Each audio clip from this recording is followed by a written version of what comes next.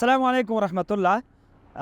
نن د یو خوشحالۍ زیری درکوم درته. هغه څنګه دی واقعي افغانان او مسلمانان به پرې خوشحالېږي. هغه دا چې په دې وطن کې که داسې یو خښت هم د ابادۍ ښودل کېږي که نه، روحاً او جسماً پرې خوشحالېږم، خصوصاً زه.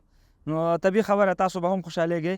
اول له دې چې دا زیری درکړم دا ویډیو درسره خپره کړي لږه سمه ده چې ټول یې وویني. څه شی زیری دی؟ زه د کابل سروبي د کابل جلال آباد په لار سروبي دی.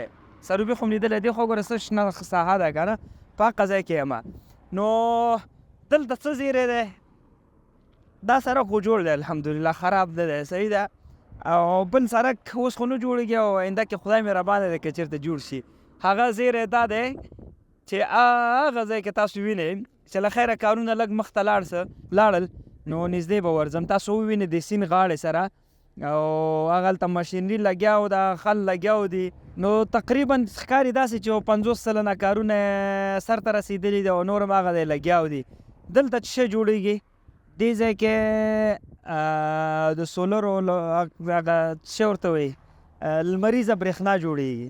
لمریزې برېښنا لپاره هلته کار روان دی او زه داسې خبر شوم چې خدای دې وکړي چې رښتیا وي. د درونټې چې کومه تولیدي برېښنا ده چې 10 میګا واټه ده او که څومره ده 10 میګا واټه په هغه اندازه به انشاءالله دغه د لمریزه برېښنا دلته جوړېږي او دلته به تیارېږي. 10 میګا واټه برېښنا به دې ځای کې له خیره برابرېږي. او بله مهمه موضوع دا ده چې دومره بهترینه ځای دی انتخاب کړی دی چې داسې چې سهار لمر راښکاره شي که نه تر ماښامه پورې چې تر څو پورې لمر ښکته شوی نه وي دلته لمر هغه وړانګې وي. نو وګورئ هر چا چې دې پروژې ته منډې وهلې، چا چې پکې خواري او زحمت باسلی، حتی هغه شرکت چې دلته کار کوي، صحیح خبر ده، هغه مادیات یو طرف ته به کېدو خو هغه وطنۍ مینه او هغه وطنۍ احساس لري. خدای دې وکړي په صحیح توګه سرته ورسوي او هغه د ګاونډیانو خبره ډوک بوک پکې نه وي. اکثره هغه هیوادوال چې په اروپایي او په غربي ټولنه کې ژوند کوي دې سره د خپلو بچو د آینده یا د مستقبل فکر وي چې زما بچي به په دغسې محیط په دغسې ټولنه کې ژوند کوي. خو طبیعي خبره ده چې دغه ټولنې او دغه محیط اثار به په دغه ماشومانو باندې وي. نو که چېرته تا سره د خپلو بچو دغسې غم وي راځه دا هیڅ فکر مه کوه. الحمدلله من قرآن کور اکاډمي جوړه کړې ده چې دا اوس موږ سره په لسګونو تعداد باندې الحمدلله ماشومان د روزنې لاندې دي. هغې لپاره موږ خپل کاریکورم او درسي مواد لرو چې په هغې کې دوی ته هم د مور و پلار حقوق، همدارنګه د معاشرې آداب، همدارنګه هغه د شریعت مخالف یا زموږ او ستاسو د افغاني کلتور او عنعناتو مخالف کومې خبرې چې دوی ته په مکتب یا په محیط کې ښودل کېږي هغه به انشاءالله دلته هر څه صفا کېږي. ته همدا ستا اولاد به انشاءالله داسې روزنه ورته موږ ورکوو چې آینده کې به فکر کوي دا ستا په غېږ کې لوی شوی. که غواړې خپل اولادونه په قرآن کور اکاډمي کې وروزې په دغه وټساپ نمبر همدا اوس ما سره رابطه کې شه. انشاءالله په یو میاشت کې دننه به ستاسو ته نتیجه مخامخ وي. نو انشاءالله هغه د کارونه یې لګیا دي چې کله هم له خیره بشپړ سل او یا داسې اویا اتیا سلنه شو انشاءالله زه به نږدې ورځم، نږدې ځای نه به ګورو او دا زیری به تاسو سره هم شریکوم.